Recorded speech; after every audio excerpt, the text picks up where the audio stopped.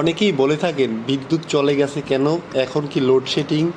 আসলে বিষয়টি এমন নয়। এ সম্পর্কে যদি আপনাদেরকে বিস্তারিত বলতে যাই সেই ক্ষেত্রে অনেক সময় লাগবে। আমি অল্প সময়ের মধ্যেই আপনাদের একটু বুঝিয়ে বলার চেষ্টা করব। আপনারা দেখতে পাচ্ছেন আমরা একটি ফিউজ ব্যারেল এখানে লাগাচ্ছি। মূলত এখানে যে ঘটনাটি ঘটছিল, একটি আকাশমণি গাছের বড় একটি ঠাল শুধু শুধু ভেঙে পড়ে গেছে এবং দু তারের উপরে পড়ে তার দুটো একটুর জন্য ছিঁড়ে যায়নি। এবং এই ছিঁড়ে যায়নি এ কারণে আমরা অফিস থেকে আসি, এখানে প্রায় 1 থেকে 2 হাজার গ্রাহক বন্ধ ছিল। একটি সেকশন কেটে গেছে, এই ট্রান্সফরমার ফিউজ ব্যারেল কেটে গেছে। দেখতে পাচ্ছেন ট্রান্সফরমার ফিউজটি লাগাচ্ছি আমরা, এরপরে আমরা সেকশনটি চালু করব।